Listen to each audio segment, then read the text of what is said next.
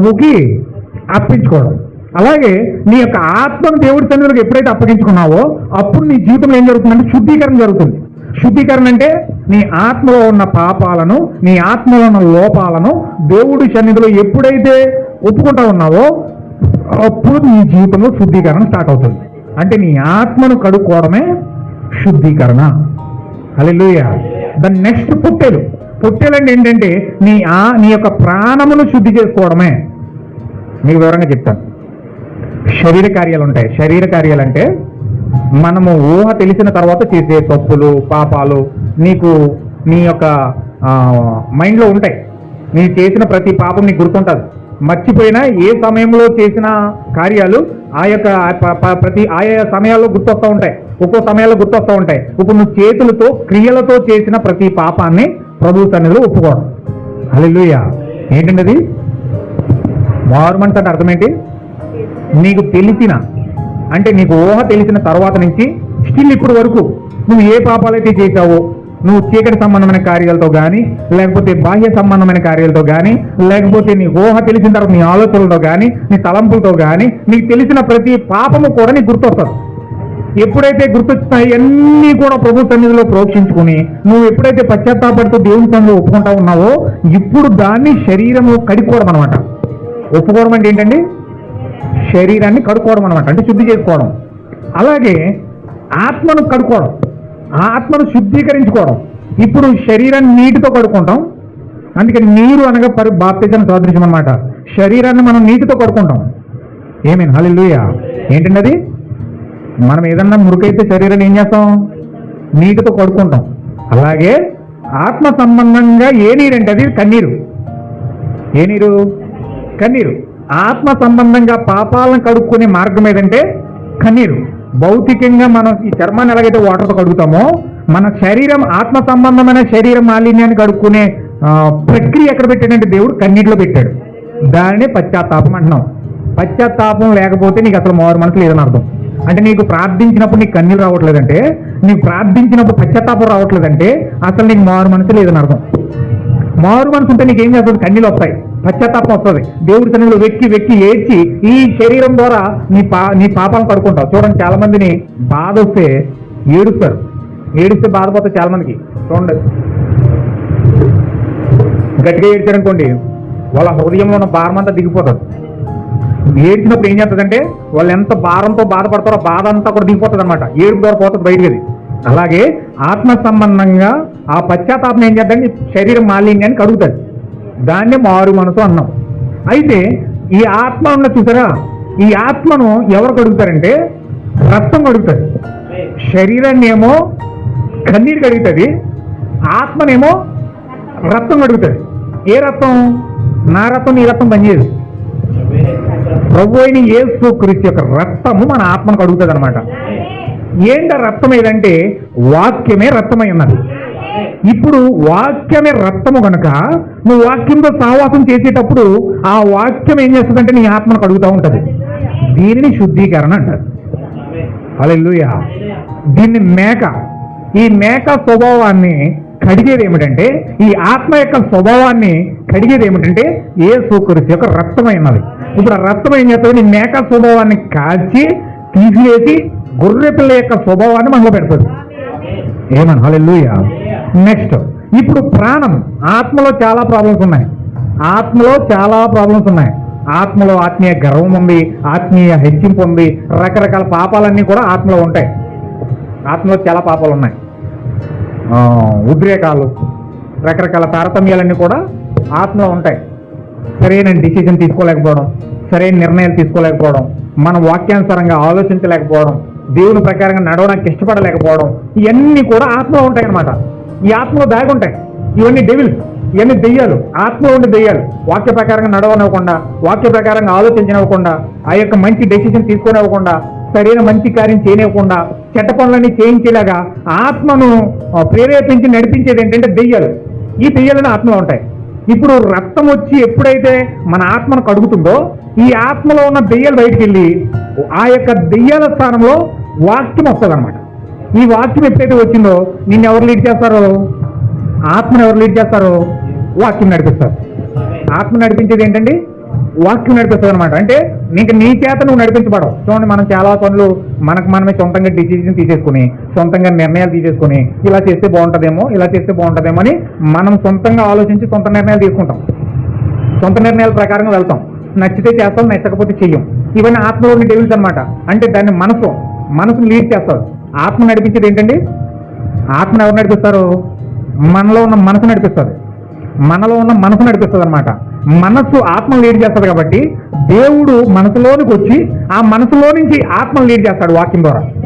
వాక్యం మన దగ్గర పెట్టుకోలేదు అనుకోండి, ఎటువంటి నిర్ణయం తీసుకోవాలో మనకు తెలియదు, ఎటువంటి దెయ్యాలు మనకి ఎలగొట్టుకోవాలో తెలియదు. అందుకే మనసులోనికి వాక్యాన్ని తీసుకుంటే ఆ మనసు ఆత్మను లీడ్ చేస్తుంది. హల్లెలూయా. చాలా మంది ఎక్కడే తప్పిపోతారండి. ఆత్మలోనికి వాక్యం తీసుకోరు. ఆత్మలోనికి వాక్యం తీసుకోవడానికి బదులుగా, మనసులోనికి వాక్యం తీసుకోవడానికి బదులుగా ఆ సొంత నిర్ణయాలు తీసేసుకుంటారు. తల్లిదండ్రులు చెప్పినాయో, బంధుమిత్రులు చెప్పినాయో, లేక టీచర్ చెప్పినాయో, లేకపోతే చదువులు నేర్చుకున్న భావాలో, లేకపోతే సెల్లల ద్వారా, సెల్ ఫోన్ల ద్వారా, వాళ్ళ ద్వారా, వీళ్ళ ద్వారా నేర్చుకున్న టెక్నాలజీయో, తెలివితేటల ద్వారానో, ఇవన్నీ కూడా మనకి మైండ్ సెట్ ఏం చేస్తుందంటే, మనం నేర్చుకున్న అనుభవాలు ఏం చేస్తాయంటే ఆ యొక్క మనసు ఆత్మ లీడ్ చేసేస్తారు. హల్లెలూయా. కొంచెం జాగ్రత్తగా మీరు గమనించండి. మన మనసు ఏం చేస్తుంటే ఆత్మ లీడ్ చేసేస్తుంది. అంటే ఆత్మ లీడ్ చేసినప్పుడు ఎలా చేస్తాం? మనం నేర్చుకున్న అనుభవాలన్నీ తీసుకొచ్చి, మా మామ ఇలా చెప్పింది కాబట్టి నేను ఇలా చేస్తాను, మా తాత ఇలా చెప్పాడు కాబట్టి ఇలా చేస్తాను, మా అమ్మ ఇలా చెప్పింది కాబట్టి ఇలా చేస్తాను, మా నాన్న ఇలా చెప్పాడు కాబట్టి ఇలా చేస్తాను, మా టీచర్ ఇలా చెప్పింది కాబట్టి ఇలా చేస్తాను, నేను చదువుకున్న సమయంలో నేర్చుకున్నాను కాబట్టి ఇలా చేస్తాను, పలానోళ్ళు ఇలా చెప్పారు కాబట్టి ఇలా చేస్తాను, అలాగే పక్కింటి వాడు ఇలా చెప్పింది కాబట్టి ఇలా చేస్తాను అని అందరి ఆలోచనలు తీసుకొని ఆ నచ్చిన రీతిలో మనం ముందుకెళ్ళిపోవడానికి ప్రయత్నం చేస్తాం. అంటే మన ఆత్మను లీడ్ చేయడానికి ఎవరికి ఇస్తున్నాం చాయిస్? మన ఆత్మను లీడ్ చేయడానికి చాయిస్ ఎవరికి ఇస్తున్నాం? పక్కింటి ఆవిడకో, తల్లికో, తండ్రికో, లేకపోతే ఎదురింటి ఆవిడకో, లేకపోతే నేర్చుకున్న దానికో, టీచర్కో, లేకపోతే ఎవరెవరికో ఇచ్చి ఆ మనసును లీడ్ చేయడానికి ఇష్టపడతాం. హల్లెలూయా. అయితే నీ మనసులోకి ఎప్పుడైతే వాక్యం వచ్చిందో చూసారా, ఈ వాక్యం చేత నువ్వు నడిపించడం అనుకో, నువ్వు ఏదైనా నిర్ణయం తీసుకునే ముందు మోకరించి ప్రార్థించి బైబిల్ చదువుతావు. నేను ఏదైనా నిర్ణయం తీసుకోవాలి, నేను ఈ పని చేయాలి. ఈ పని చేయాలంటే ఏం చేస్తావంటే నీవుగా నిర్ణయం తీసుకో. నీ భర్తను అడగడమో, నీ భార్యని అడగడమో, లేకపోతే నీ పక్కింటి ఆవిడని అడగడమో, లేకపోతే నీ టీచర్ని అడగడమో, నీ ఎదురింటి ఆవిడని అడగడమో, ఇలాగేం చెయ్యవు. నువ్వేం చేస్తావంటే నిర్ణయం తీసుకునేటప్పుడు వాక్యం నడిపిస్తుంది అనుకో, నువ్వేం చేస్తావంటే మోకరించి ప్రార్థించి, ప్రభువా నేను ఇది చేద్దాం అనుకుంటున్నాను, నువ్వు నాకు సాయం చేయ ప్రభు, నువ్వు బైబిల్ తెలుస్తావు. అప్పుడు దేవుడు ఏం మాట్లాడుతున్నాడో ఆ యొక్క మాటల ద్వారా నువ్వు గ్రహించి నిర్ణయం తీసుకుంటావు. హల్లెలూయా. ఇది ఆత్మ ద్వారా నడిపించబడడం అనమాట. అంటే ఆత్మ మనసులోనికి వచ్చి నడిపిస్తాడు. ఆత్మ శుద్ధీకరణ జరిగితే ఆ లోపల ఉన్న దెయ్యాలని బయటికి ఎండైతే. అలాగే ప్రాణంలో దెయ్యాలు ఉంటాయి. మీకు చెప్పాను ఆల్రెడీ చాలాసార్లు మనం చెప్పుకున్నాం. ప్రాణంలో దెయ్యాలేంటి? అసూయ, ద్వేషం, పగ, కలహాలు, అల్లరితో కూడిన ఆటపాటలు, జారత్వము, వ్యభిచారము, ఇవన్నీ కూడా ఎక్కడున్నాయండి? ప్రాణంలో ఉన్నాయి. ఆత్మలో లేవై, అవి ప్రాణంలో ఉన్నాయి. ప్రాణం ఎక్కడుంది? రక్తంలో ఉంది. అంటే ఈ లక్షణాలన్నీ ఎక్కడ ఉన్నాయి? రక్తంలో ఉన్నాయి. ఒక బ్యాక్టీరియా లాగా. చూడండి, మనం బ్లడ్ టెస్ట్ చేస్తే బీపీ ఉన్నా, షుగర్ ఉన్నా, కొలెస్ట్రాల్ ఉన్నా, లేకపోతే థైరాయిడ్ ఉన్నా, లేకపోతే మలేరియా ఉన్నా, టైఫాయిడ్ ఉన్నా, డెంగ్యూ ఉన్నా, ఎక్కడ తెలుస్తుంది మనకి? ఎలా తెలుస్తున్నాయి? రక్తంలో ఎలా తెలుస్తున్నాయి? రక్తంలో అవన్నీ కార్యాలన్నీ బాడీలో మన సింటమ్స్ అన్నీ ఏమున్నాయో ఓ బుడ్డు రక్తం తీసుకుని వెళ్ళి బాక్స్లో పెట్టే టెస్ట్ చేస్తుంటే అన్నీ తెలిసిపోతున్నాయి. ఎలా తెలిసిపోతున్నాయి? రక్తంలోకి ఎలాగెళ్ళి అయ్యి అంటే ఈ లక్షణాలన్నీ కూడా వ్యాధి లక్షణాలు, దైవిక లక్షణాలు, ప్రాణంలో ఉన్న డెవిల్స్. ఈ టెస్ట్లో సైంటిస్టులు కనుక్కున్నారు కాబట్టి dengue test, malaria test, typhoid test, ఈ టెస్ట్లో వాళ్ళు కనుక్కున్నారు కాబట్టి ఆ బ్లడ్లో ఉన్న ఆ టెస్ట్లో చూపిస్తుంది. మరి అసూయ, ద్వేషము, పగ ఈ టెస్ట్లో ఇంకా కనుగోలేదు కాబట్టి చూపించట్లేదు. లేకపోతే వాళ్ళే చెప్పేస్తారు, పేపర్లో వచ్చేది నిజంలో, ఇదిగో నీళ్ళు అసూయ ఎంత ఉంది, ఇంత శాతం ఉంది, ఇంత ద్వేషం ఇంత శాతం ఉంది, హల్లెలూయా, లేకపోతే కపటం ఇంత శాతం ఉంది, దురాశ ఇంత శాతం ఉంది, జారత్వం ఇంత శాతం ఉంది అని మొత్తం లిస్ట్ వచ్చేస్తుంది.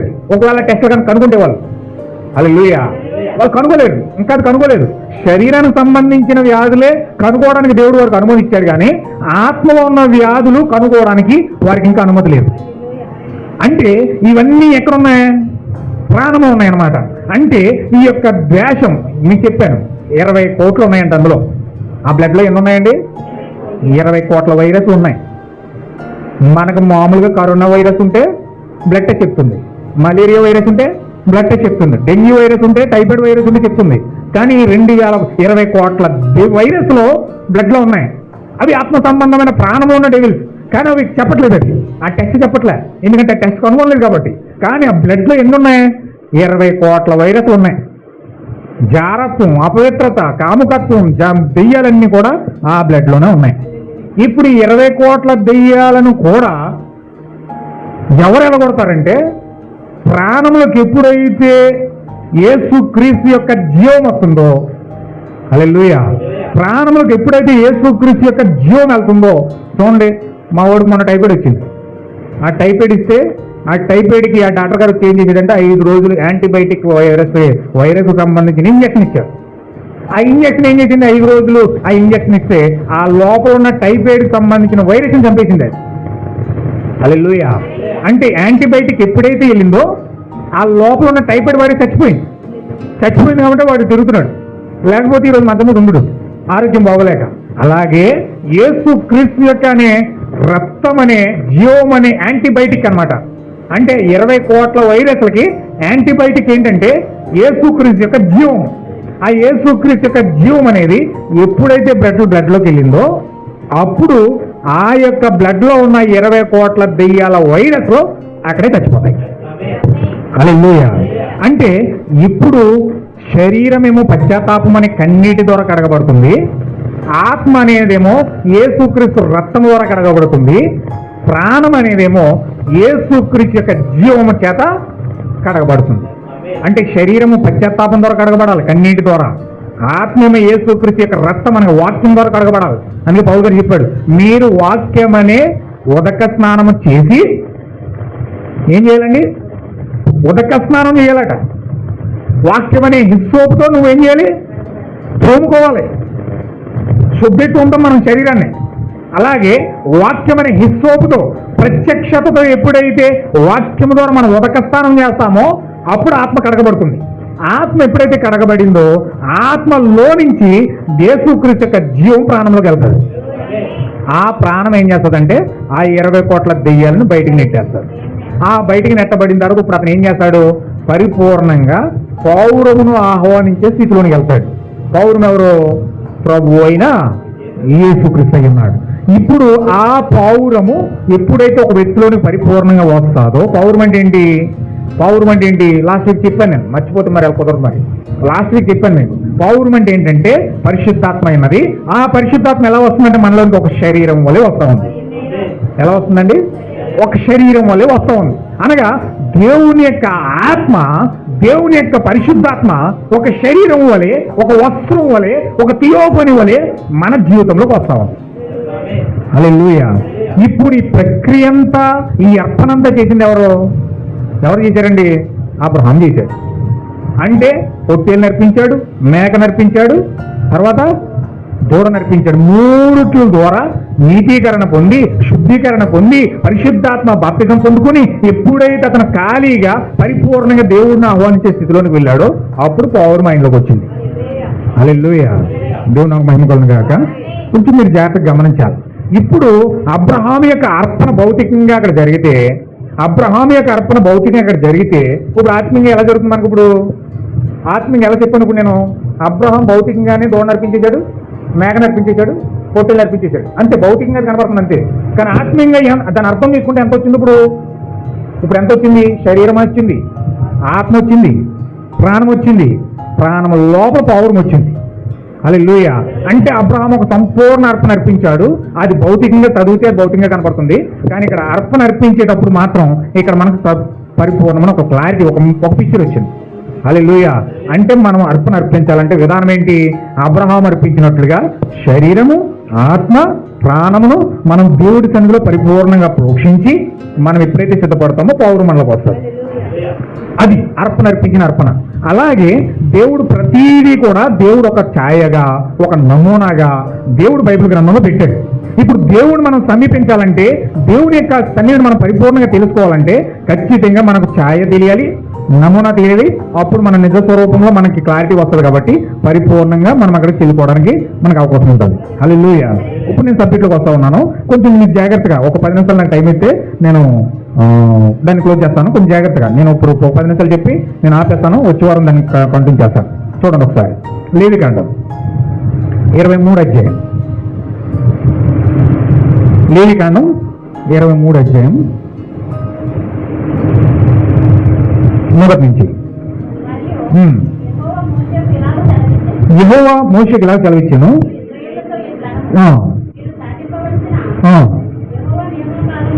యెహోవా నియామక కాలములు ఇవే. యెహోవా నియామక కాలములు, దేవుడు నియమించిన కాలములు. దేవుడు నియమించిన కాలాలు అంటే దేవుడు ఆయన ప్రజలకు నియమించిన కాలాలు. ఈ కాలాల గుండా ఖచ్చితంగా నీవు నేను ఖచ్చితంగా వెళ్ళవలసిందే. ఈ కాలముల యందు మీరు పరిశుద్ధ సంఘములుగా కూడవలెను. నా నియామక కాలములు ఇవి. 6 దినములు పనిచేయవలెను. వారము 7వ దినము విశ్రాంతి దినము, అది పరిశుద్ధ సంఘపు దినము. అందులో మీరు ఏ పని అయినను చేయకూడదు. మీ సమస్త నివాసుల యందు అది యెహోవా నియమించిన, హల్లెలూయా, దేవుడు ఒక విశ్రాంతి దినాన్ని ప్రజలకు ఇచ్చాడు. ఆ యొక్క విశ్రాంతి దినములో ఖచ్చితంగా ఏ పని కూడా మనం చేయకూడదు. వారం 6 రోజులు పనిచేసి 7వ రోజున ఖచ్చితంగా విశ్రాంతి దినం రోజున ఖచ్చితంగా మనము అందులో పాల్గొనవలసిందే. ఇది ఆజ్ఞ. హల్లెలూయా. అంటే మనము విశ్రాంతి దినం చేయట్లేదు. మనం యాక్చువల్గా ఇజ్రాయేల్ ప్రకారం మనం లెక్కేసుకుంటే ఇజ్రాయేల్ విశ్రాంతి దినం ఏంటంటే శనివారం అన్నది. హల్లెలూయా. విశ్రాంతి దినం ఏంటండి? శనివారం, ఆదివారం కాదు. విశ్రాంతి దినం ఆదివారం కాదు, శనివారం. వాళ్ళు ఇప్పటికీ ఇజ్రాయేల్ శనివారమే చేస్తూ ఉన్నారు. దాన్ని స్థిరవారం అంటారు. హిందూ సాంప్రదాయం ప్రకారం స్థిరవారం అంటారు, శనివారం కాదు. శనివారం అంటే శనీశ్వరుడు అని. ఇది శనివారం అంటే శనీశ్వరుడిది. ఈ యొక్క హిందూ సాంప్రదాయం ప్రకారం శనీశ్వరుడు అనే ఒక దేవుడు ద్వారా శనివారం అని వచ్చింది. కానీ కొంతమంది శనివారం అంటే ఇష్టపడరు. దాన్ని ఏమంటారంటే స్థిరవారం అంటారు. అంటే స్థిరపరచబడిన వారము. అంటే దీన్ని శనివారం అనరు, స్థిరవారం కూడా అందరూ హిబ్రూలో.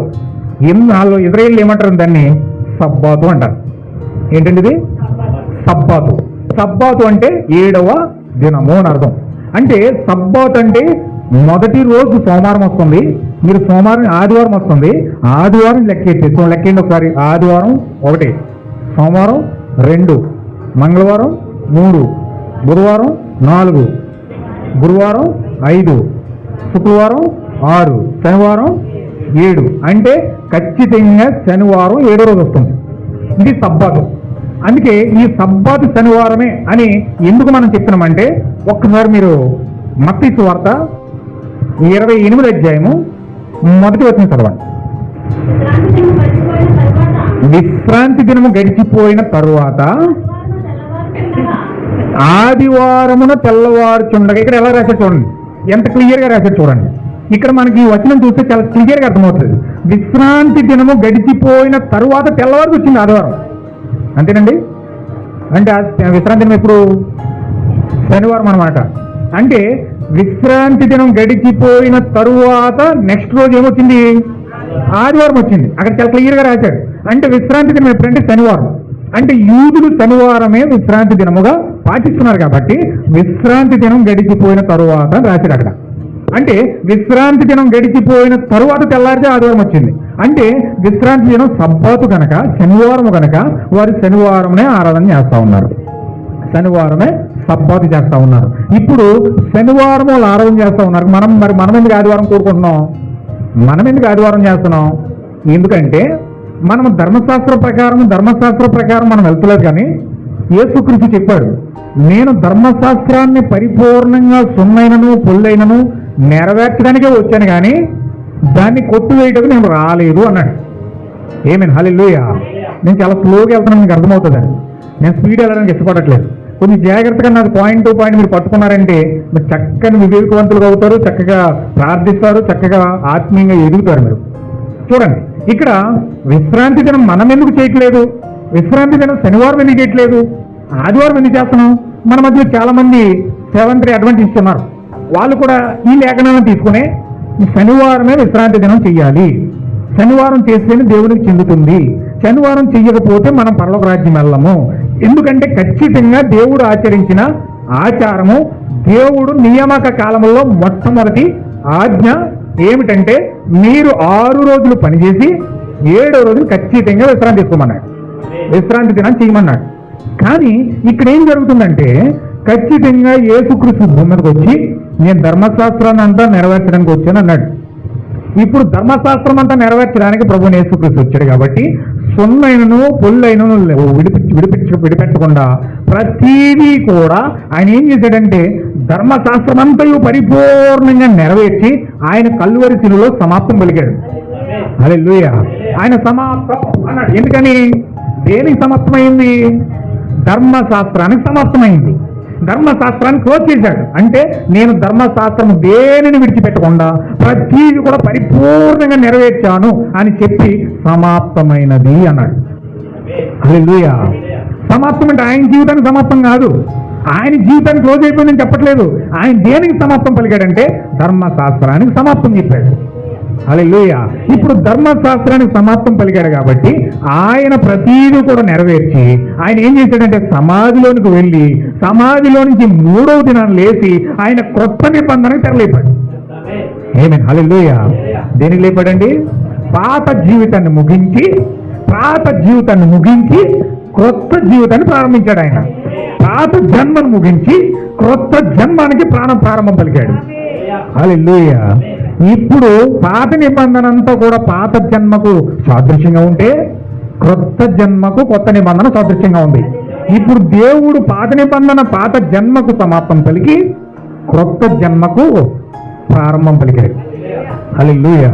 అంటే ధర్మశాస్త్రాన్ని క్లోజ్ చేసింది ఎవరండి? ప్రభు అయిన యేసుక్రీస్తు ఉన్నాడు.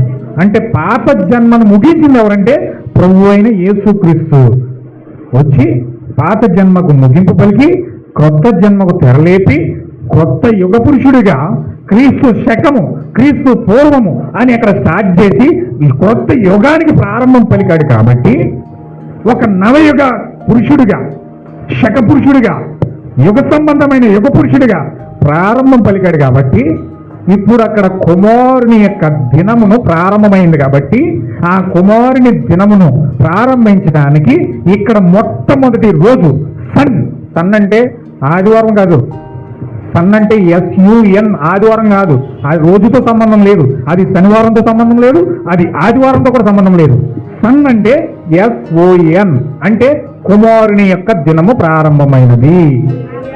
హల్లెలూయా. ఏంటండి అది?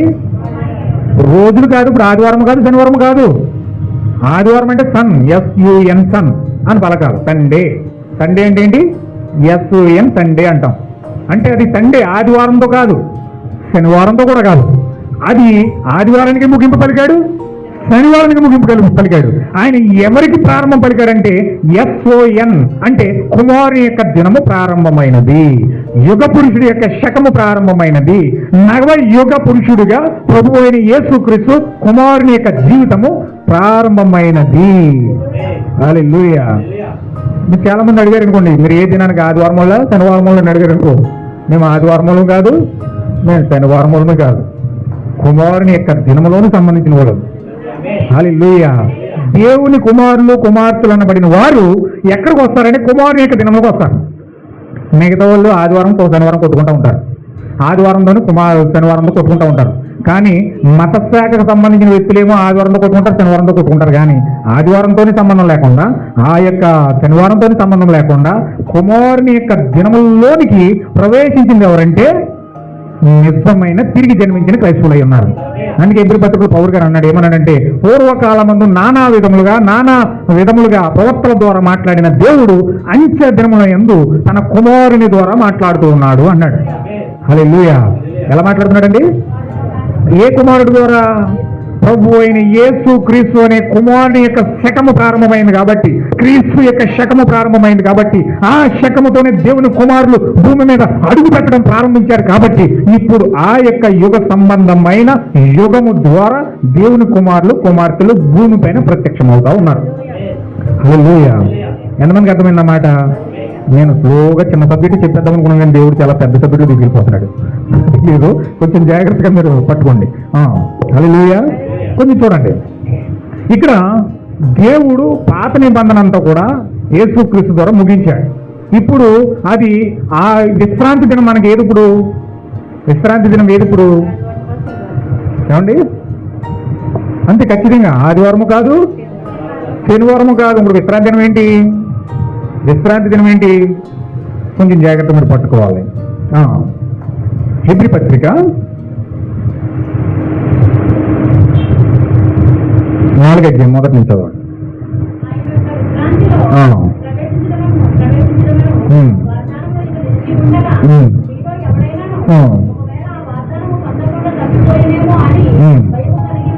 హల్లెలూయా. కొంచెం జాగ్రత్త మీరు పట్టుకోవాలి. ఏంటి ఇక్కడ ఏం మాట్లాడుతున్నాడండి? ఆయనే కొంచెం మీరు దాన్ని ఫోకస్ చేసి దాన్ని కొంచెం అర్థం చేసుకుంటూ మీరు చదవాలి. ఆయన యొక్క విశ్రాంతిలో ప్రవేశించుదు మను వాగ్దానము ఇంకా నిలిచిందంట. ఇంకా నిలిచిందంట అంటే ఏమంటున్నాడు ఇక్కడ? ఆయన యొక్క విశ్రాంతి ఇంకా నిలిచి ఉంది. ఇప్పుడు ఆ నిలిచి ఉన్న విశ్రాంతిలో మీలో ఎవడైనాను ఒకవేళ విశ్రాంతిలో ప్రవేశించకుండా, ఆ వాగ్దానము పొందకుండా ఏమంటున్నాడండి? విశ్రాంతి అనే దానిని ఇక్కడ ఏమని పిలుస్తున్నాడంటే అపోస్తలుడైన పౌలు గారు వాగ్దానము అని పిలుస్తున్నాడు. హల్లెలూయా. చాలా జాగ్రత్తగా గమనించాలి సుమా. ఏమంటున్నాడు? విశ్రాంతిని ఏమంటున్నాడు? వాగ్దానము అంటున్నాడు. అంటే ఇప్పుడు విశ్రాంతి ఏమై ఉంది? వాగ్దానమై ఉంది. ఇప్పుడు ఆ వాగ్దానంలో, ఆ విశ్రాంతిలో ఎవరైనా పొందకుండా తప్పిపోతారేమో అని భయము కలిగి ఉండాలంట. మనిషికి ఏ భయం ఉండాలండి? క్రైస్తవుడికి ఏ భయం ఉండాలి? మా ఇల్లు పోతుందేమో, మా డబ్బు పోతుందేమో, మా బంగారం పోతుందేమో, నా ఆరోగ్యం పోతుందేమో, నా స్థితిగతులు పోతాయేమో అని మనిషికి ఏదో భయం వెంటాడుతుంది. అన్ని భయాలే. ఏదేదో జరిగిపోతుంది అన్ని భయాలు వెంటాడుతూ ఉంటాయి. కానీ అసలు మనిషికి ఉండవలసిన భయం ఏంటంటే దేవుని యొక్క వాగ్దానాన్ని నేను తప్పిపోతానేమో అని భయపడాలట. ఏంట వాగ్దానం అంటే? అదే నీ యొక్క విశ్రాంతి. ఏంటన్నది? ఏంట విశ్రాంతి? అక్కడ చదవండి.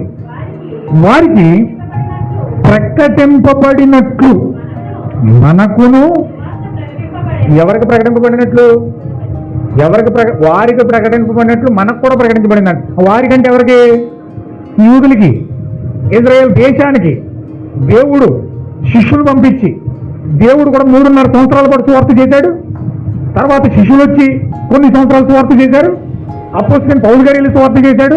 సువార్త చేస్తుంటే ఈయన రాళ్ళు పెట్టి కొట్టడం, యేసుక్రీస్తుని ఎలాగైతే చంపాలనుకున్నారో ఆయన కూడా అలా చంపేయాలనుకున్నారు. అప్పుడు పౌలు గారు అన్నాడు, మీరు యేసుక్రీస్తుని చంపినట్లుగా నన్ను కూడా చంపాలని చూస్తున్నారు. అలాగే అందుకోసమే సువార్త మీరు క్రోచేశారు కాబట్టి మీ యొక్క రక్తాపరాధం మీ పిల్లల మీద ఉండనిచ్చినట్లు నన్ను దేవుడు అన్యజనులకు సువార్త ప్రకటించడానికి పంపేస్తున్నాడు. నన్ను ఇంకా మీకు సువార్త వినపడదు. మీ యొక్క పాపాలకి, మీ రక్తాపరాధాలకి మీరే పాత్రులు, నేను పాత్రుని కాదన్నాడు. హల్లెలూయా. అయితే ఇక్కడ వారికి ప్రకటించినట్లు అంటే ఇజ్రాయేలుకి ప్రకటించబడినట్లు మనకు కూడా సువార్త ప్రకటించబడి. మనకెవరు వచ్చారండి? మనకి సువార్త ఎవరు ప్రకటించారు? శిష్యులు ప్రకటించారు. తోమ ఇండియాకు వచ్చాడు. అపోస్తలులు బోధ పట్టుకుని తోమ ఇండియాకు వచ్చాడు. సువార్త ప్రకటించబడింది. తర్వాత వారు వినిన వారితో విశ్వాసము గలవారై కలిగి ఉండలేదు కనుక విన్న వాక్యము ఎవరికి? వారికి అంటున్నాడు, ఇజ్రాయేల్కి. వారికి మొత్తం ఎన్ని సంవత్సరాల నుంచి ఉన్నారండి? ఏదేని సంవత్సరం నుంచి మొదలుకొని స్టిల్ నౌ ఇప్పటి వరకు కూడా వాళ్ళు సువార్త వింటూనే ఉన్నారు, చేస్తూనే ఉన్నారు, ధర్మశాస్త్రం చదువుతూనే ఉన్నారు, బైబిల్ గ్రంథాన్ని చదువుతూనే ఉన్నారు, వారు వింటూనే ఉన్నారు. వారి రబ్బీలు, వారి బోధకులు, వారి ధర్మశాస్త్ర ఉపదేశకులు, ధర్మశాస్త్రం యొక్క పండితులు, వారి యొక్క ప్రవక్తలు, వారి యొక్క జ్ఞానులు ఏమండి వాళ్ళందరికీ బోధిస్తూనే ఉన్నారు. శాస్త్రులు, పరిసయ్యులు, సద్దుకయ్యులు, హేరోదీయులు వారికి వాక్యాన్ని బోధిస్తూనే ఉన్నారు. స్టిల్ నౌ ఇప్పటి వరకు కూడా వారికి బోధిస్తూనే ఉన్నారు. హల్లెలూయా. కానీ ఇక్కడ పౌలు గారు ఏం మాట్లాడుతున్నాడంటే వారికి ఎన్ని వాక్యాలు విన్నా కానీ వారికి అది ఏమైపోయిందంట? నిష్ప్రయోజనం అయిపోయిందంట. అయ్యో, ఎంత దౌర్భాగ్యమైన పరిస్థితి అండి. చాలామంది వాక్యం వింటారు కానీ ఈ చెవితో వింటారు, ఈ చెవితో వదిలేస్తారు. వారికి అది నిష్ప్రయోజనం, వారికి ఉపయోగం లేదు. వాళ్ళు పుట్టిన కానీ చచ్చి వరకు వింటూ ఉంటారు కానీ వారికి ఏ మాత్రం కూడా వారి జీవితాల్లో అది ఫలించదు. వారికి అది నిష్ప్రయోజనం. ఎందుకు నిష్ప్రయోజనం అయింది చెప్పినట్టు ఉండకరా పౌలు గారు. చదవండి. కాగా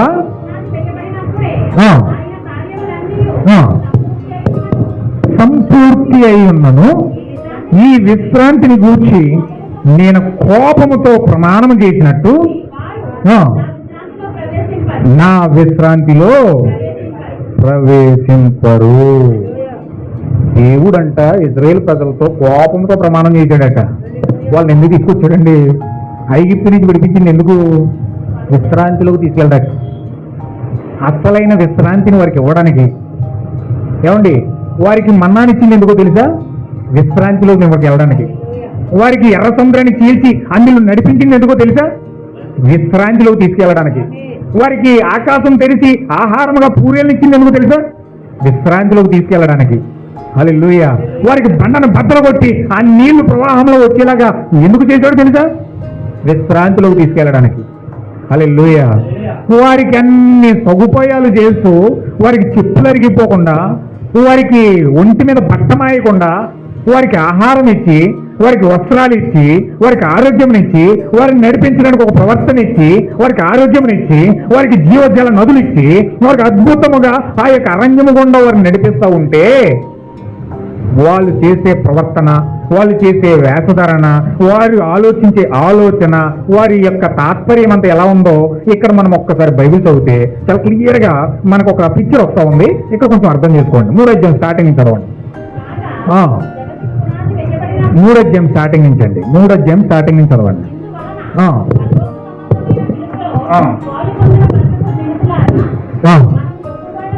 మనము ఒప్పుకొనిన దానిని అపోస్తలుడును ప్రధాన యాజకుడైన యేసు మీద లక్ష్యముంచుడి.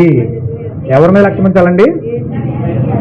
మనం ఒప్పుకొనిన అపోస్తలుడును అంటే యేసుక్రీస్తు ఓన్లీ ప్రధాన యాజకుడే కాదు, ఆయన ఫస్ట్ అపోస్తలుడై ఉన్నాడు.